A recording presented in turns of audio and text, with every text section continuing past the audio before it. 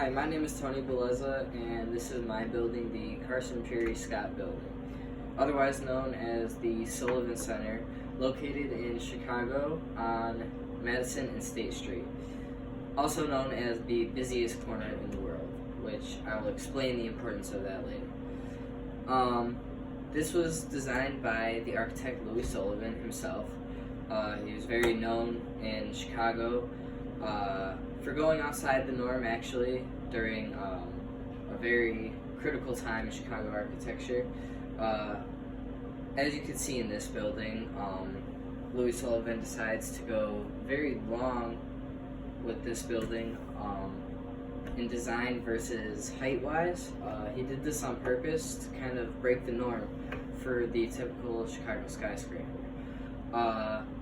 This building also reflects his particular style of architecture that he preferred. He really wanted to reflect the relationship between form and function. He actually has a quote that form must ever follow function, and he really emphasizes that by making the bottom two floors for the department store for Carson Peary Scott, and the rest of the floors above it are actually uniform in size.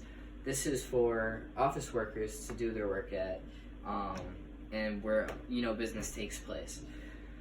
So yeah, I'm gonna give a better view.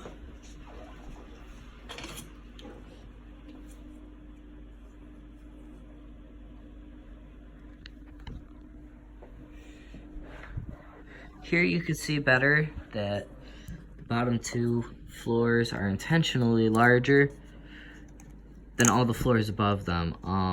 As you can see here, the bottom floor is 3 inches, the second floor is 2 inches, and all of the following floors are 1 inch in height.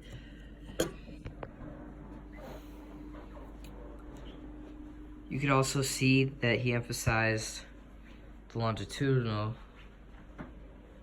aspect of the building versus making it wider and taller, which is more typical in Chicago architecture. Here I tried to show that he that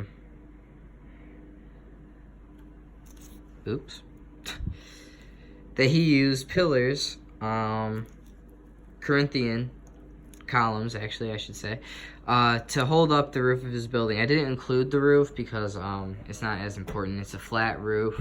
But yeah, I did include a couple of the columns. These columns would actually have gone, it's just not in my model. These columns actually go all the way down the length of the building. So yeah, this here is very important. It's curved all the way down.